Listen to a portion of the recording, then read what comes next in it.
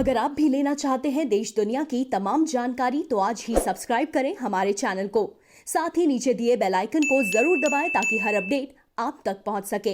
नमस्कार, साक्षी news network पर आप सभी का स्वागत है। फिल्म अभिनेत्री कंगना रनौत के साथ वाद विवाद में जुटे संजय राउत का शिवसेना ने कर दिया है प्रमोशन। अब उन्हें पार्टी का मुख्य प्रवक्ता बना दिया गया है।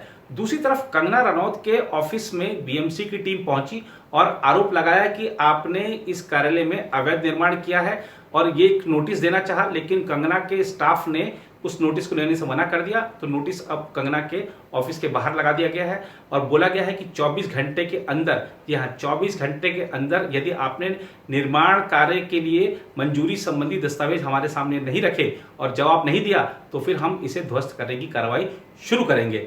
दिखाएंगे आपको क्या है पूरा मामला और बात करेंगे प्रधानमंत्री नरेंद्र मोदी की।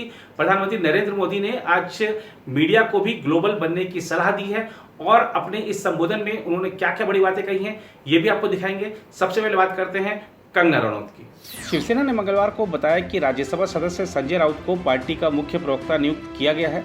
संजय राउत शिवसेना के मुखपत्र सामना के कार्यकारी संपादक भी हैं। अभिनेत्री कंगना रनौत द्वारा मुंबई की तुलना पाकिस्तान के कब्जे वाले कश्मीर से करने के बाद से संजय राउत और अभिनेत्री के बीच वाक युद्ध चल रहा है।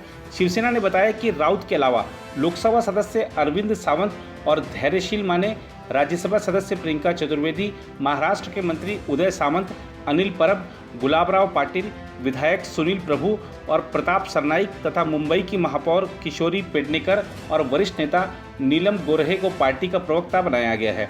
उधर कंगना शिवसेना विवाद में अब महाराष्ट्र के सीएम उद्धव ठाकरे भी सामने आ गए हैं। उद्धव ठाकरे ने बिना नाम लिए एक्ट्रेस कंगना रनौत पर निशाना साधा है। उन्होंने कहा है कि कई लोग मुंबई आते हैं और नाम कमाते हैं, वो लोग मुंबई का कर्ज तक नहीं चुकाते। उद्धव ठाकरे ने सोमवार को तंज कसते हुए कहा कि कुछ लोग उस शहर के प्रति कृतज्ञ नहीं हैं जहां से वे अपना रोजगार काम धंधा शुरू करते हैं।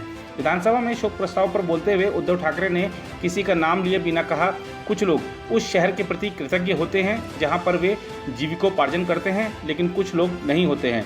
यह टिप्पणी उन्होंने पूर्व शिवसेना विधायक और मंत्री अनिल राठौर को श्रद्धांजलि देते हुए की, जिनकी मौत हाल में हो गई थी। मुख्यमंत्री ने कहा, अनिल भैया राजस्थान से आए और महाराष्ट्र को अपना घर बनाया, वह कट्टर शिव सैनिक थे। इस बीच महाराष्ट्र के राहत और पुनर्वास मंत्री विजय वडेट्टीवार ने केंद्र द्वारा कंगना रनौत को वाई+ सुरक्षा मुहैया कराने के फैसले को राजनीति से प्रेरित करार दिया है। विजय ने कहा कि केंद्र का फैसला राजनीति से प्रेरित है। उन्होंने आरोप लगाते हुए कहा, कंगना भाजपा का तोता है। मंत्री ने कहा, कंगना को सुरक्षा देकर केंद्र और भाजपा ने मुंबई पुलिस और महाराष्ट्र के खिलाफ की गई उनकी टिप्पणी का समर्थन किया है। यह राज्य के लोगों के साथ विश्वासघात है। उधर बृहन मुंबई महानगर पालिका ने आरोप लगाया है कि कंगना रनौत ने बांद्रा पश्चिम के पॉली हिल स्थित अपने कार्यालय में अवैध निर्माण किया है।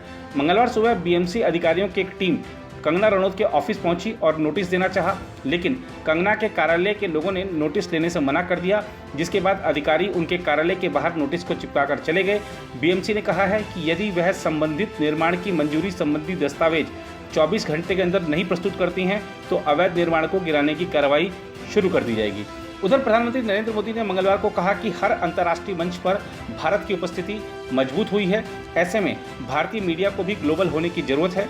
जयपुर में जवाहरलाल नेहरू मार्ग पर समाचार पत्र समूह पत्रिका की ओर से निर्मित पत्रिका गेट का वीडियो कॉन्फ्रेंस के माध्यम से उद्घाटन करने के बाद अपने संबोधन में प्रधानमंत्री ने कहा कि मीडिया द्वारा सरकार की आलोचना स्वाभाविक है और इससे लोकतंत्र मजबूत हुआ है।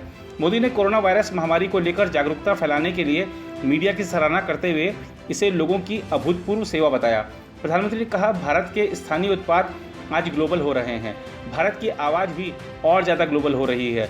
दुनिया भारत को और ज़्यादा गौर से सुनती है। हर अंतर्राष्ट्रीय मंच पर भारत की मजबूत उपस्थिति है। ऐसे में भारत के मीडिया को भी ग्लोबल होने की ज़रूरत है। स्वच्छ भारत, उज्ज्वला गैस योजना और जल जीवन मिशन जैसी सरकारी योजनाओं के बारे में जागरूकता फैलाने और कोरोना के खिलाफ जंग में मीडिया की भूमिका की सराहना करते हुए मोदी ने सरकार के कार्यों की विवेचना और आलोचना को स्वाभाविक बताया। उन्होंने कहा, सरकार की योजनाओं में जमीनी स्तर पर जो कमियां हैं उसको बताना और उसकी आलोचना स्वाभाविक है। सोशल मीडिया के दौर में यह और भी ज़्यादा स्वाभाविक हो गया है, लेकिन आलोचना से सीखना भी हम सबके लिए उतना ही स्वाभाविक और आवश्यक है। इसीलिए आज हमारा लोकतंत्र मजबूत हुआ है। प्रधानमंत्री ने आत्मनिर्भर भारत और लोकल के लिए वोकल संकल्प को एक बड़े अभियान की शक्ल देने और उसे व्यापक करने की जरूरत पर बल दिया। इस कार्यक्रम में जयपुर से राजस्थान के मुख्यमंत्री अशोक गहलोत और राज्यपाल कलराज मिश्र भी शामिल हुए। इस अवसर पर प्रधानमंत्री ने पत्रिका समूह के अध्यक्ष द्वारा लिखित 2 पुस्तकों का विमोचन भी किया। उधर देश में कोरोना वायरस की रफ्तार तेजी के साथ जारी है। पिछले 24 घंटे में 75,000 से ज्यादा नए मामले सामने आए हैं, जिसके बाद देश में कुल संक्रमितों की संख्या 43 लाख के करीब पहुंच गई है और अब तक कोरोना वायरस से मरने वालों की संख्या 73,000 के करीब पहुंच चुकी है।